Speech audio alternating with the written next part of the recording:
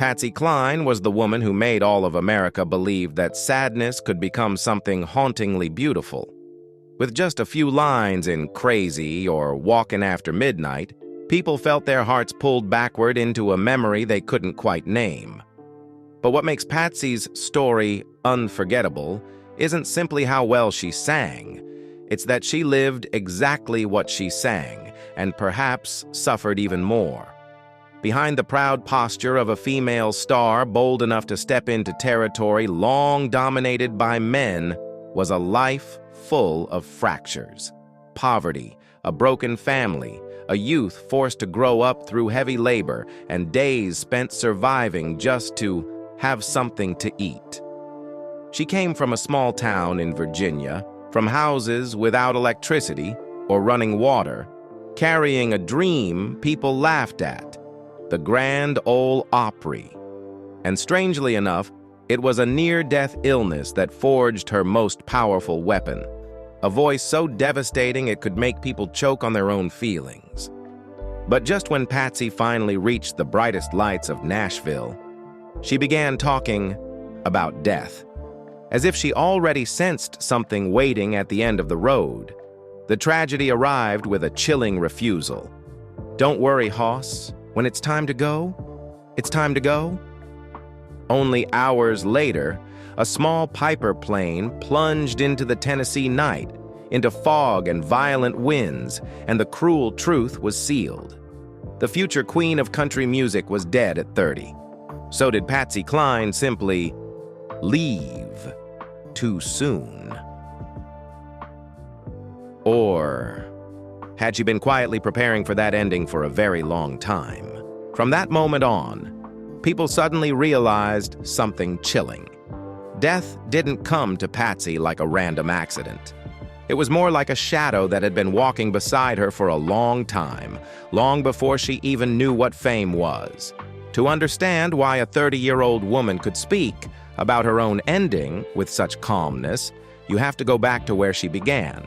A poor house in Winchester, Virginia, where her voice wasn't born from a stage, but from deprivation. Patsy Cline was born on September 8, 1932, in Winchester, Virginia, under her real name, Virginia Patterson Hensley. At home, the little girl was called Ginny. Her mother, Hilda, was only 16 when she gave birth. Her father, Samuel Hensley, was already in his 40s. Those were Depression years. America was sinking, and the Shenandoah Valley was not a place built for dreams. The family struggled so deeply that things like running water or an indoor toilet were luxuries. Yet strangely, in that poor house, there was always one thing that stayed: music. A radio, sometimes a piano. Melodies drifting through the air like the only door that could open outward from a life too narrow to breathe. Ginny's life never had a stable childhood. Her father worked as a blacksmith, his income uncertain, and the family moved constantly. Some say as many as 19 times before she turned 15. That kind of chaos breaks many children, but in Ginny it created something else, an instinct to survive. She learned instruments the way people without teachers do, by listening, remembering, and forcing her ears to find the chords. Her voice grew the same way. No training, no proper lessons. But it carried something that technique can't teach: the raw emotion of a child who learned sadness far too early. People still remembered her as a tiny girl singing loudly out in the street, singing like someone who wasn't afraid of being stared at, wasn't afraid of being laughed at. In that house, music was both a refuge and a place where Ginny trained herself into a woman long before her time. Her father could sing, but he was also described as harsh, someone who inflicted pain inside the family. That's why Ginny's stubbornness, her sharp edge, her constant air of "I will not be crushed," wasn't a personality spoiled into existence. It was self-defense. She understood early. If she didn't straighten her own back, life would force her head down. Then, at 13, Ginny hit the kind of boundary many people believe is enough to end a life: A severe throat infection combined with rheumatic fever left her bedridden, treated in dangerous condition. For a poor child, illness wasn't just pain, it was real terror, because it could steal everything. Ginny survived, and after that, people began noticing her voice had changed, almost unbelievably. Thicker, deeper, louder, an eerie timbre, as if her body had walked through the doorway of death and returned carrying a strange gift. Just 1 year later, at 14, she did something that stunned the town. She walked straight into the Winchester radio station and asked for an audition. No guide, no backing. And she was tested immediately, then given gigs immediately, as if the door simply opened the moment she started singing. As she crossed into her teenage years, Ginny was no longer allowed to live like a girl in any normal sense. The days after her first near death from illness hadn't even fully faded when the family broke apart in a quieter but more merciless way. Her parents separated when she was around 16. People could gossip endlessly, alcohol, affairs, but what truly killed that home was years of instability and her mother's hunger for the most basic thing, to stay in one place long enough to live like a human being. The family moved into another poor house in Winchester. No electricity, no running water, survival in its bluntest form. And from here, Ginny was dragged straight into the hard ground of labor. She nearly quit school. Her education barely went beyond 8th grade, something PBS later emphasized. A woman uneducated in the academic sense, yet fiercely able to navigate the brutal game of the music world. Her jobs carried none of the glamour history loves to attach to legends. Ginny plucked chickens at a poultry plant, the stink clinging even to her hair. She scrubbed the Greyhound bus station, where people walked through as if stepping over someone else's destiny.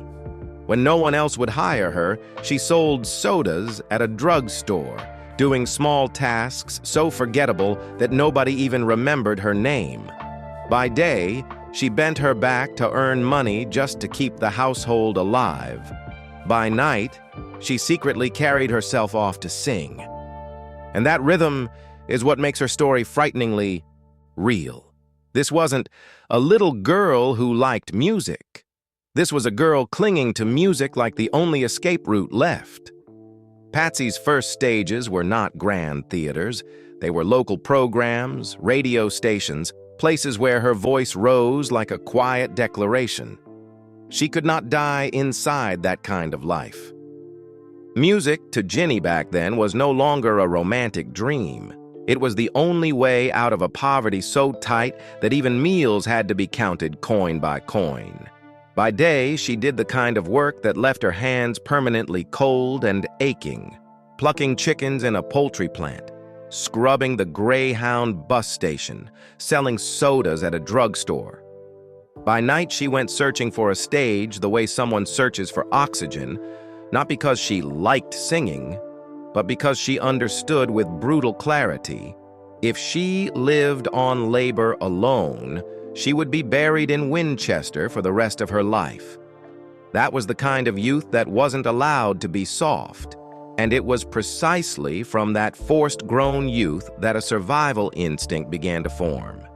If you wanted to enter show business, you couldn't wait for anyone to open the door. You had to kick it open yourself. So in 1952, when she went on tour around Virginia, Maryland, Washington, D.C., with Bill Peer and the group Melody Boys and Girls, Patsy was like someone who had just escaped the first prison of her life. The long rides, the loud and cheap clubs, the stages where the audience drank more beer than they listened, those places became her real school, teaching her the most important lesson of all.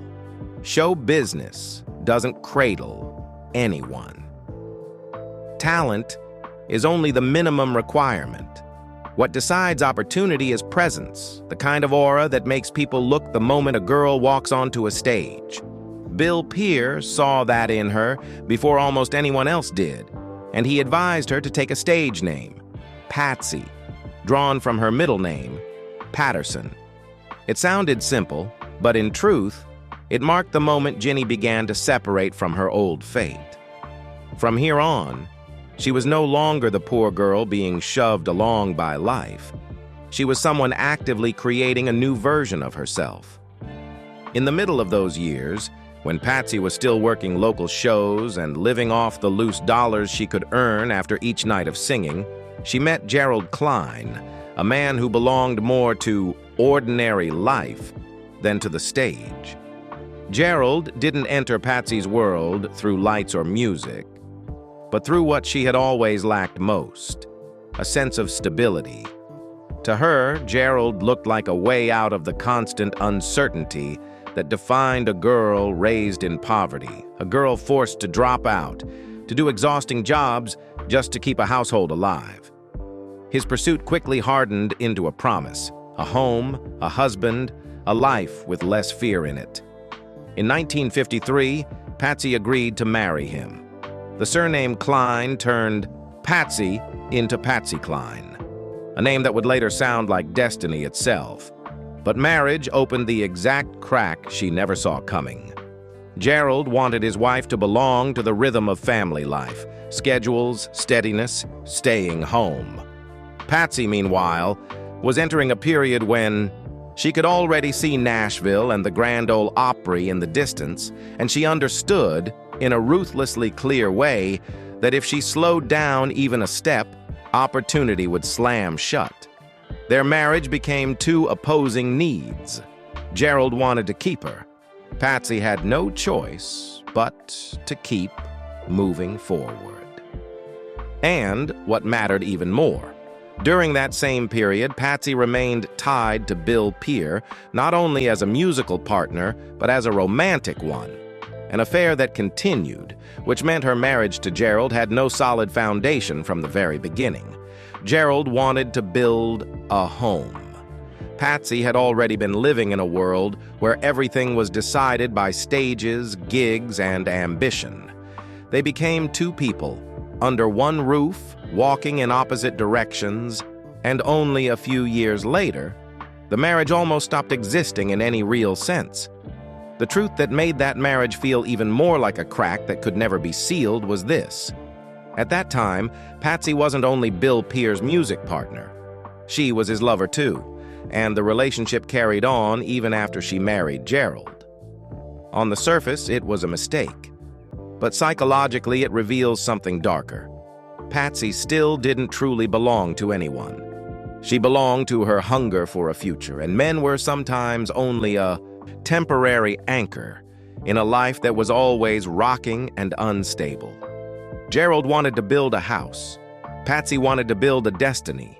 While her private life warped in this way, her career was being pushed into a different kind of dirt, contract dirt. In 1954, Patsy signed with 4-Star Records, owned by William McCall. She believed it was a launchpad. It turned out to be a trap. The contract locked her into a cold system of exploitation. She was largely forced to record songs for which McCall held the publishing rights, meaning the more she recorded, the more hits she made, the more money he made. Patsy worked like a horse pulling a heavy cart, yet every time the wheels turned, the profit rolled into someone else's hands. She recorded about 4 records, but poverty stayed poverty.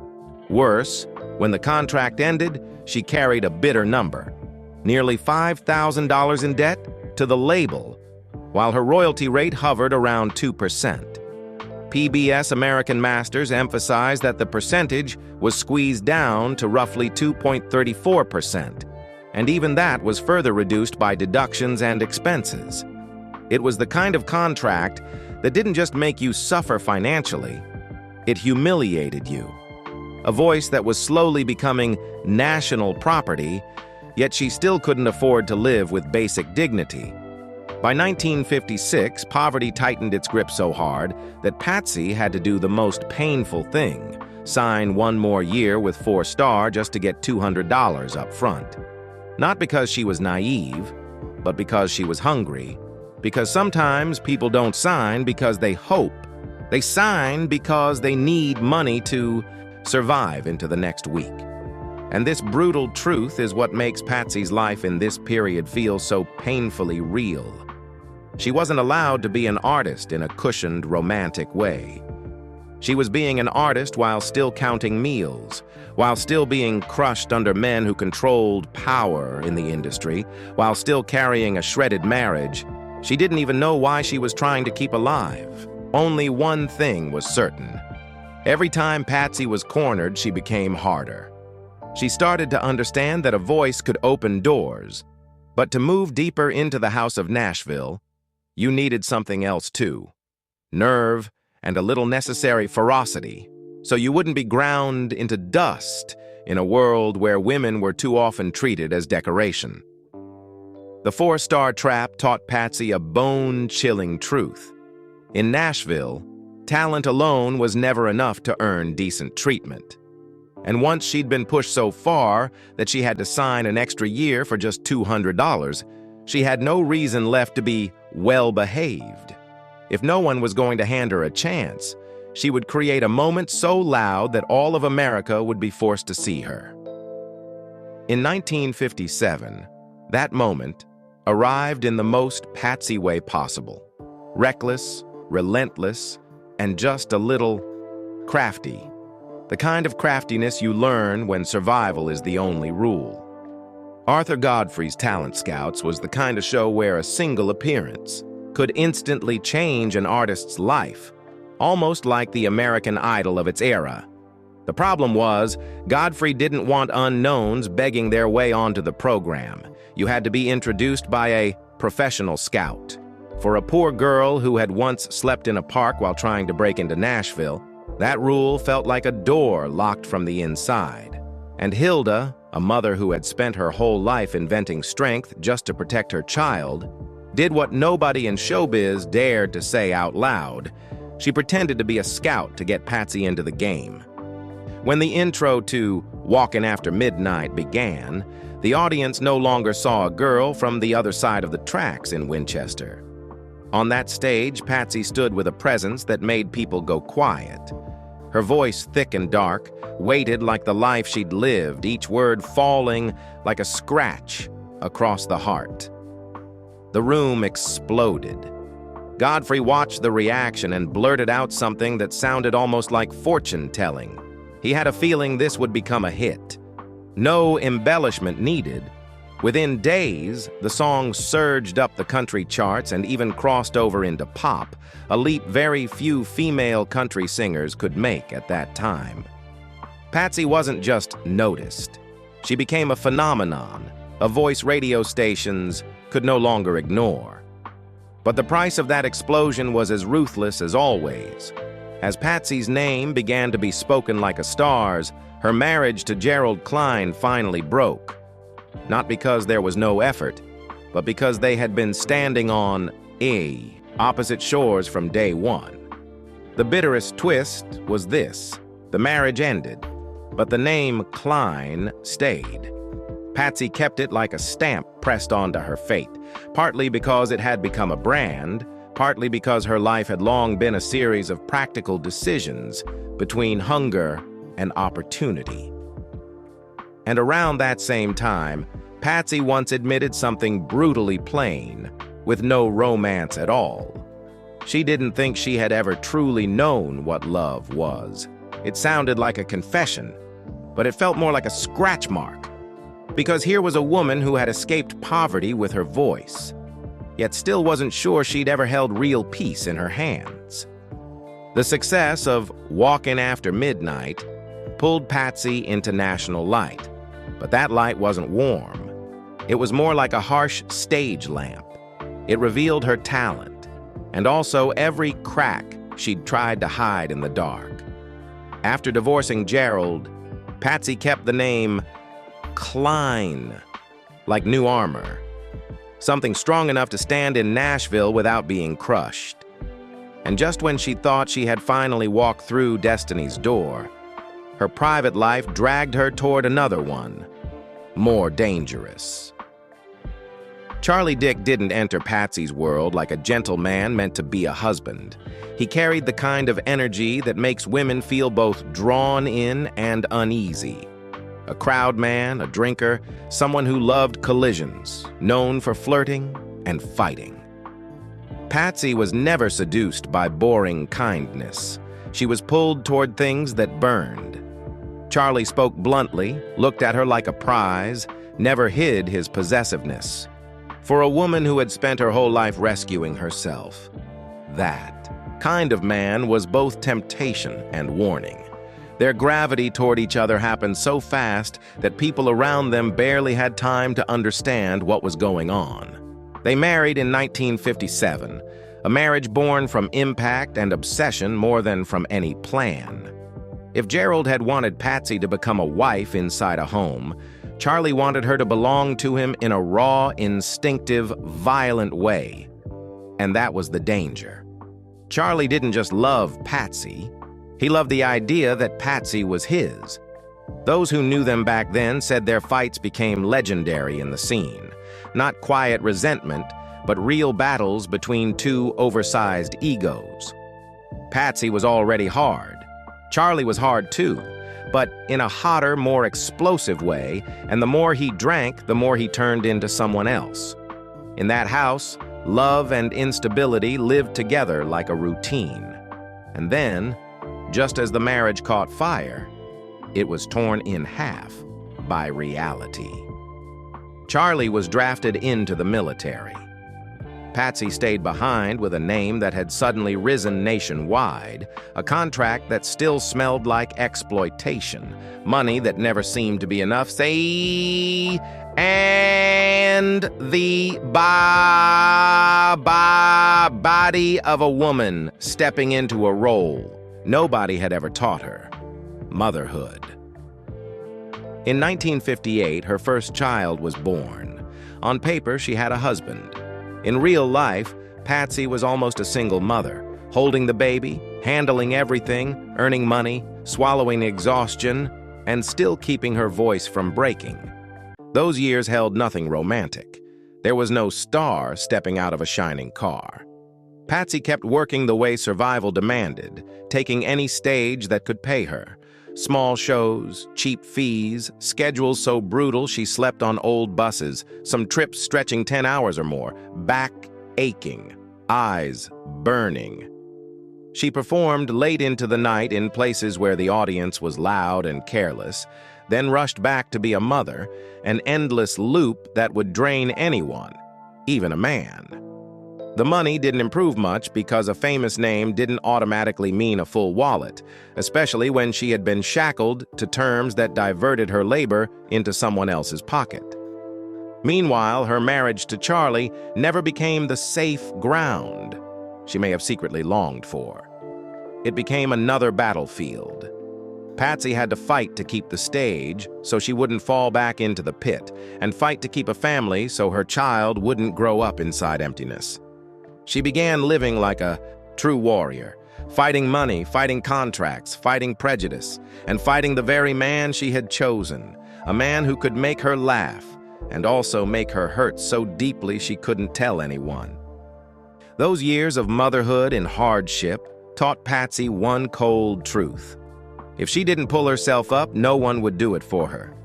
Cheap stages, exhausting bus rides, a marriage that felt like a tightening rope, and a baby who needed milk. Everything backed her into a corner with no way out. And in that corner, Patsy began doing the thing Nashville would later both fear and respect. She stopped asking for opportunities. She took them. 1960 became the real turning point, because for the first time in her life, Patsy had a chance to escape the loop of singing endlessly and still staying poor. She signed with Decca Records, a move that felt like sheer survival, not just changing labels, but changing destiny.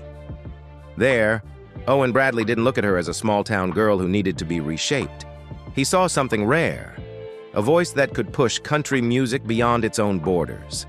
He began shaping Patsy into what would soon be called the Nashville Sound, a way of polishing country with pop breath. Softer, more elegant, more radio-friendly for mainstream audiences. Patsy was never easy to control. She resisted the feeling of being turned into pop, because her instincts always wanted to keep the rawness, the truth, the grit.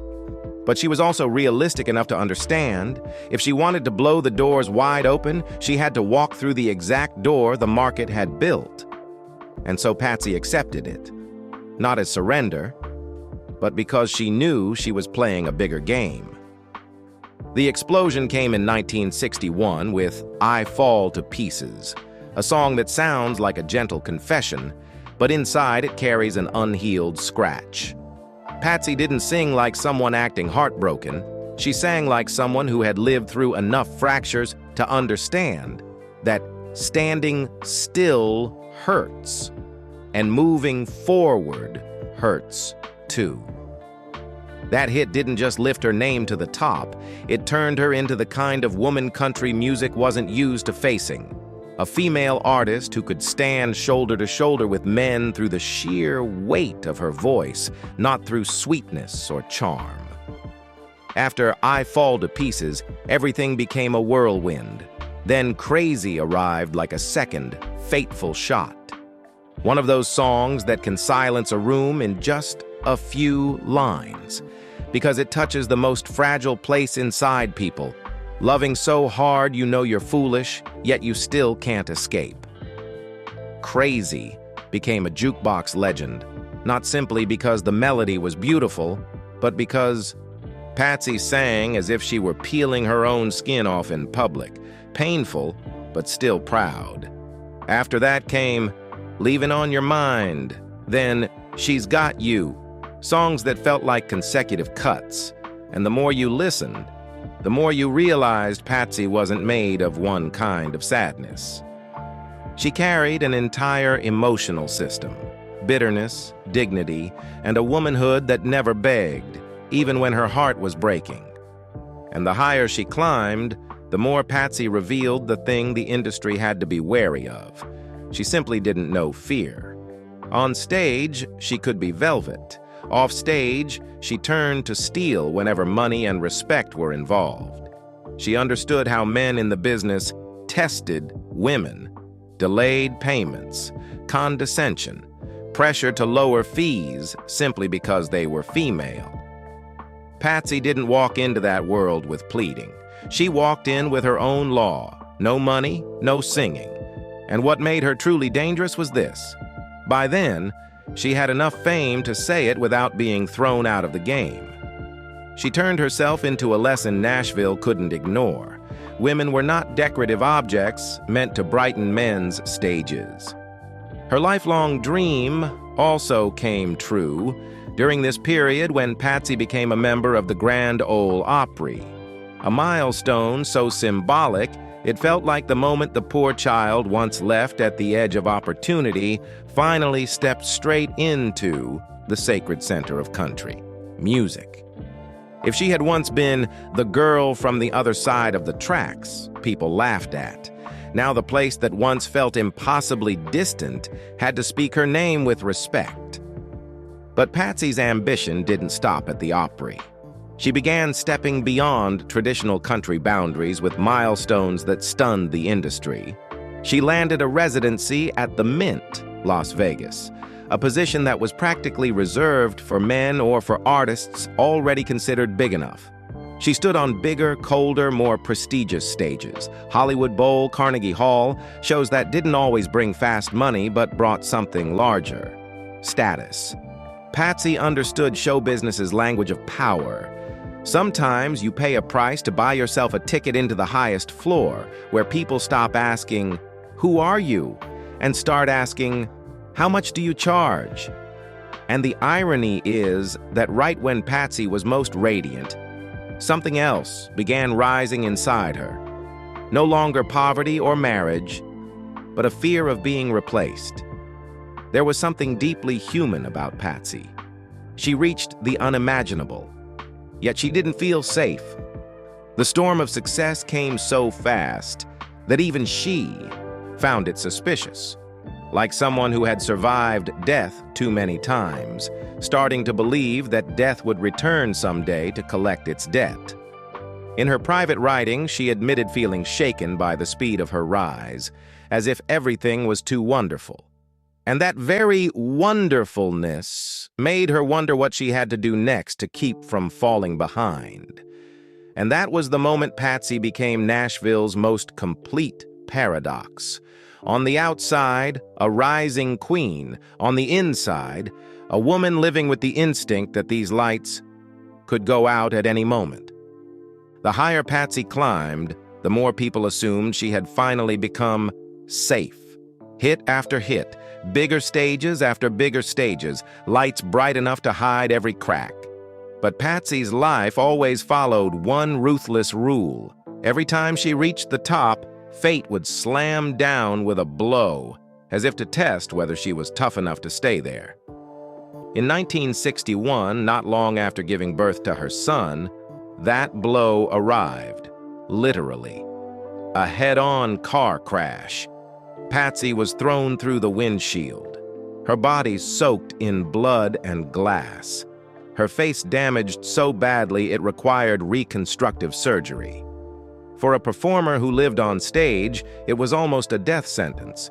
But right when people thought she was finished, Patsy revealed the most frightening thing about her: pure nerve.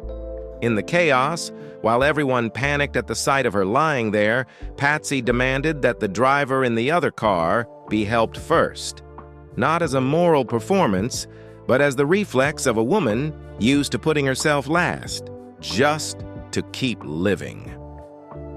Then came the second pain that truly lodged inside her. Patsy watched that victim die right in front of her. From that moment on, what remained wasn't only scars.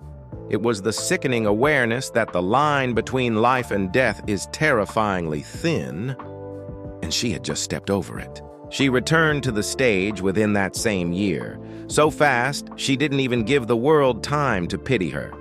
At her first appearance after the crash, Patsy said, "Right at the time I needed you."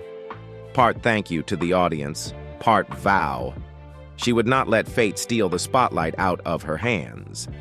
But from that point forward, another feeling began to grow inside her, as if death had once stood close, touched her, then stepped away only to return on another day.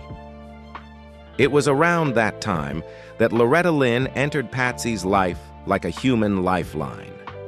Early 1960s Nashville was a world where men guarded the gates of power, and women were expected to be obedient and quiet.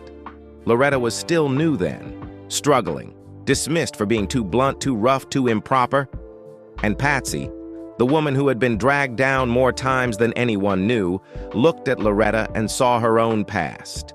Poor, stubborn, and with no one to protect her. Their bond wasn't social. It felt like sisterhood forged in war. Patsy taught Loretta how to survive. Walk onto a stage without lowering your head. Speak to the men in the industry without making yourself smaller. Negotiate so you don't get robbed. Hold on to your presence even when your purse isn't full. She gave Loretta her old stage dresses, not as leftovers, but as a kind of passport, so a young girl could be seen as a star. She demanded equal billing for Loretta, a small act on paper, but in Nashville at that time, it was a declaration of war. Women weren't here just to decorate anyone else's show. And when the lights went out, that was when Patsy and Loretta truly met as two ordinary women. No rhinestones, no queen of country role, just knights sitting side by side, in pajamas, jewelry taken off, breathing like women who had survived another long day. There, Patsy didn't have to be strong anymore.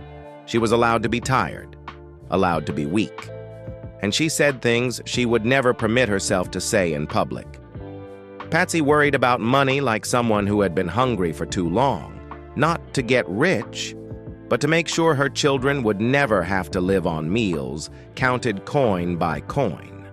She feared being replaced, the most show business fear of all.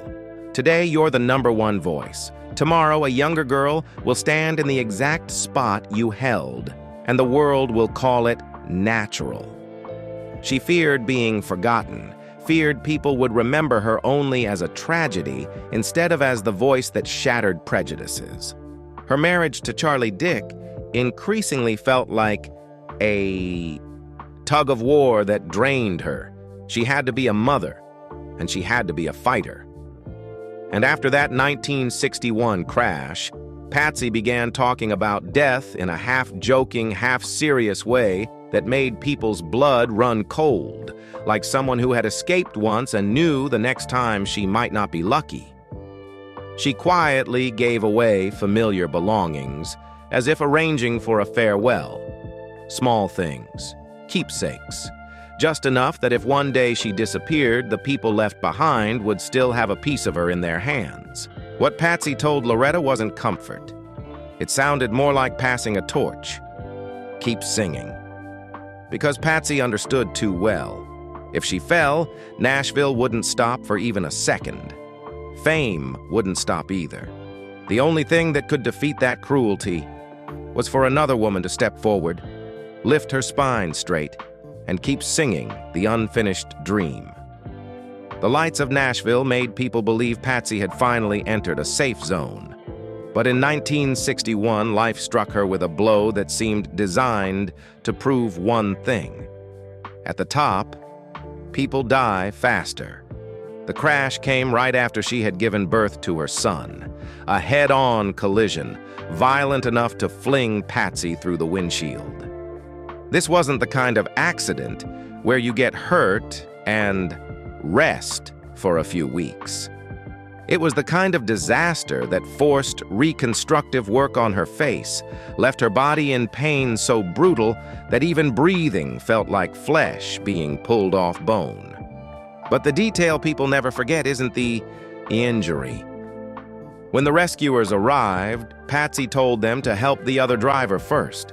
She was still conscious enough to think of someone else, and then she watched that victim die right in front of her, turning death from an abstract idea into something real, something with smell, sound, and coldness. The shock didn't kill her, but it redirected her life. Patsy returned to the stage within the same year, refusing to wait for perfect recovery. She understood the audience didn't just buy a voice, they bought the feeling that Patsy cannot fall.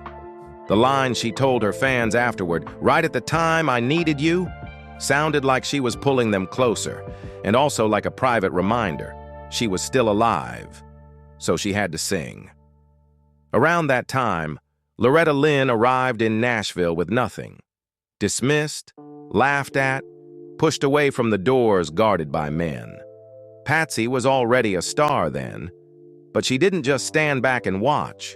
She pulled Loretta close, taught her how to walk onto a stage, how to keep her spine straight, how to speak to promoters, how not to let men in the industry set a woman's price with their attitude. Some things stay with you forever. Patsy gave Loretta her old stage outfits, not because she had too many, but because she understood that sometimes glamour begins with a dress that catches the light the right way.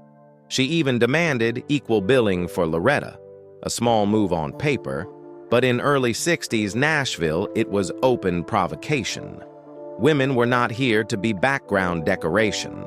The closer they became, the more Loretta saw a completely different Patsy from the proud, untouchable image on stage. Patsy talked about money the way someone talks when hunger has once pinned them to a wall. She worried about feeding her children, worried about being replaced, worried her name could one day become the past. Her marriage to Charlie Dick was nothing like the stage lights made it look. Arguments, loud tension, stretched tight like guitar strings, and Patsy had to be both mother and the one who carried the entire career. What Loretta kept quiet for decades was the part Patsy never wanted the public to see. She joked about death with eyes that never smiled. She began giving away personal items like farewell gifts. And in the nights when the rhinestones were gone, jewelry off, wearing only pajamas, Patsy told Loretta something that sounded like a final instruction. No matter what happens, you have to keep singing. After the 1961 crash, Patsy didn't just carry scars on her face or pain that lingered. She carried something more dangerous, the feeling that her life could be cut off at any moment. That's why, in the months that followed, people noticed a strange paradox in her. Outwardly, she rose like a rocket, hit after hit, bigger stages, louder applause. But inside, an invisible restlessness began to grow. So when Patsy blurted to Billy Ray Walker, "Honey, I've had 2 bad ones. The third one either will be a charm or it will kill me," it didn't sound like superstition. It sounded like the thought of someone who survived and still hadn't caught her breath. Illness at 13, endless poverty, exploitative contracts, then the head-on wreck in 1961. Patsy knew the true cost of escaping death. You don't get to live innocently anymore. And from that point on, every time she spoke about fate, it felt like she was placing her hand on the darkest part of her own story. 2 days later, she went to Kansas City for a benefit concert raising money for the family of DJ Cactus Jack Call, who had just died in a car accident. The irony hung behind the entire event like a shadow. Patsy had the flu, but she refused to allow herself weakness. She performed 3 shows in one day, 2 p.m., 5:15 p.m., 8:15 p.m., as if she were racing time itself, not for applause, but with the instinct of someone who knew her body could betray her at any moment. Dottie West saw her in that white chiffon dress, and what stayed in memory wasn't the beauty of the gown. It was the feeling that Patsy was singing, as if she were burning herself to create light. Dottie was haunted by it, and could only describe it with one raw, perfect line. She sang the fire out of it, as if she pulled flame out of her chest and left nothing behind. The final song that night was "I'll Sail My Ship Alone," recorded in February 1963. The title sounded like a private vow, but in that moment it turned into a sign. The ship would sail alone. Patsy left the stage to a crowd screaming her name, yet she couldn't sleep afterward, not because she was too happy, but because something inside her was stretched tight like a wire, a strange unease after a night that felt almost too perfect. The next morning, heavy fog and bad weather delayed the flight. Dottie West and her husband chose the safer option, driving back to Nashville. And that was when Patsy said the line that gives people chills, because it didn't sound like reassurance. It sounded like acceptance signed long ago. "Don't worry about me, Hoss. When it's my time to go, it's my time to go." She didn't say it like a pessimist. She said it like someone exhausted from fighting fate for too long. Someone who this time decided to walk straight into what she believed was her turn. She said, "When it's time, like a weightless closing line. But in reality, it opened the cruelest door of all. Patsy didn't choose the safe road.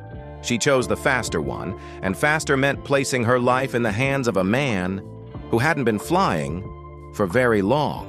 On the morning of March 5, 1963, the Piper PA-24 Comanche N7000P rolled toward the runway like a small beast, trying to force its way through a sky that had turned hostile. Randy Hughes sat in the pilot's seat. Patsy's manager, a man who believed that bringing an artist home by private plane was convenient and classy, even though he was still a relatively new pilot, lacked an instrument rating, and had nowhere near the experience needed to gamble with fog, gusting wind, and darkness. Patsy sat in the back beside Hawkshaw Hawkins and Cowboy Copas, three people who had just finished a burning night of music, now craving only one thing: to get back to Nashville as quickly as possible. The plane lifted out of Kansas City, stopped in Rogers, Arkansas for fuel, then headed toward Dyersburg, Tennessee. The farther they went, the harder the weather pushed back. In Dyersburg, the tension wasn't just a feeling anymore, it became direct warning. Airport staff and the FAA made it clear. Conditions were dropping below VFR minimums, visibility was bad, cloud ceilings were low, and the night air was thick as ink. The airport manager even offered the option nobody wanted to hear: stay overnight or drive. It was the kind of moment where one simple nod could have changed everything. But Randy had gone too far to turn back. He was stubborn with the kind of "I have to get there" sickness, an overconfidence aviation has a name for. Pressing toward the destination despite conditions. He insisted on going and said with a deadly weight to it, "I've come this far." Not a pilot's sentence, more like a man driven into the cockpit by pride. At 6:07 p.m., the Comanche lifted off from Dyersburg and swallowed the windy night. Low ceiling, hard gusts, turbulence shaking the aircraft. Sky conditions so violent that even passengers in the back would feel the plane wasn't truly flying, so much as fighting to stay upright. And then the most terrifying thing happened in the quietest way. No more radio calls, no distress signal, no request for guidance. Just silence. Near Camden, Tennessee, someone heard a plane flying unusually low, then saw it nose down, plunging at an angle close to 45 degrees. That wasn't the image of a controlled flight. That was the image of an aircraft that had lost its way in darkness and cloud. Exactly the nightmare pilots without instrument training fear most. Not knowing where the sky ends and the ground begins. The investigation report later read like a sentence carved in ice. There was no mechanical failure. The tragedy lived inside a human decision. In poor visibility, Randy suffered spatial disorientation and fell into what's known as a graveyard spiral. The plane feels level, but in reality, it is tightening downward like an invisible hand is twisting it into the earth. By the time he realized it and tried to pull up, it was too late. The propeller was at high power. The aircraft clipped a tree around 30 feet up. The right wing struck another, and the plane slammed down at an estimated speed of roughly 175 mph. Aviation Safety Network reduced the cause to a truth so blunt it couldn't be dodged. A pilot without instrument rating tried to fly by sight in bad weather and lost control. At around 6 a.m. the next morning, the woods didn't return a plane wreck. It returned something worse, a scattered field of music and human flesh. The first man to find it, a cotton farmer named W.J. Hollingsworth, was almost shattered by what he saw. People who arrived afterward never forgot one horrifying line when they were asked about the bodies. "There's not enough to count." Someone admitted they had stepped on a piece of flesh without even realizing it. Death here didn't look like death. It looked like crushing. The debris field held objects that felt unreal, like props from a nightmare film. A white belt with Hawkshaw Hawkins's name on it. One cowboy boot with its twin lying far away. The broken neck of a guitar. Rhinestone-studded suit fragments glittering in the mud. Hats. Smashed instruments. The very things people once called stage glory, now reduced to shattered trash. One detail chilled people precisely because it was so ordinary. Patsy's belongings included a yellow slipper and a piece of red fabric, dress or undergarment, caught in a tree. Dispatcher Jerry Pfeiffer later spoke as if he was still trembling. Patsy's body, he said, seemed more intact in some way compared with the others. It sounds mild, until you realize it's only possible to say such a thing when the brutality has gone beyond imagination. And then something filthy happened in the most American way. Looters. The crash site turned into a place for theft. Someone even dug out the engine and carried it away. Even some people involved admitted they had picked up things, cufflinks, bits of string, less for money than for the sick satisfaction of saying, "I touched tragedy." Dying wasn't enough. Even in death, she was torn apart once more by greed. When the bodies were brought back to Winchester, Virginia, it stopped being only a family's grief. It became a national shock. The streets overflowed. The air was solemn in a strange way, and yet there was also a chaos like celebrity hunger. So many people that even real friends sometimes couldn't get close. There are Factinate-style accounts that people picked the flowers off her coffin until nothing was left, turning the funeral into something both heartbreaking and humiliating. A country mourning her, and yet unable to respect the boundaries of pain. What makes the story even colder is how prepared Patsy seemed. Not prepared for the flight, but prepared for the day she disappeared. Her will had been written early. The people she left behind weren't the music industry, they were her mother Hilda and her children. Charlie Dick reportedly received almost nothing of significance besides a car, harsh on paper but psychologically consistent with Patsy. She never trusted. A man enough to hand her children's future over to him, and Charlie didn't move on the way people like to say. He froze. He lived in a house full of Patsy's things, played her records as if she were still breathing in the next room.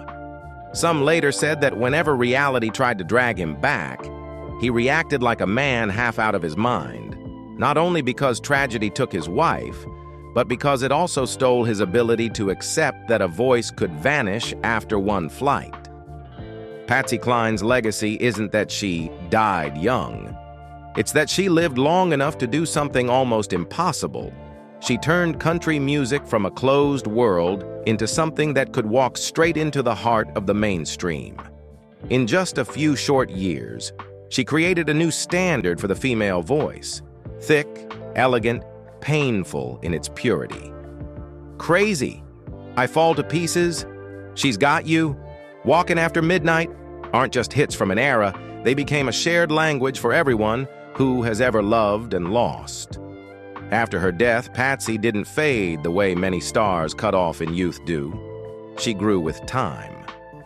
Patsy Cline's greatest hits, released afterward, became one of the best-selling compilation albums in country history, keeping that voice alive for decades. In 1973, she was inducted into the Country Music Hall of Fame, the first solo female artist ever honored there, a milestone that proved she wasn't simply a tragedy. She was a foundation. Patsy cleared the path for later generations of women to demand respect, to negotiate, to stand on stage as equals, not as decoration. And she left behind one chilling lesson. Talent can lift you high, but your private life, its cracks, its accidents, its instincts, sometimes decides how long you're allowed to stay there. Do you remember the first time you heard Crazy or Walkin After Midnight and felt your heart sink? Share your most unforgettable Patsy Cline moment in the comments. And don't forget to hit like and subscribe so we can keep exploring the bright, shadowed lives of legends.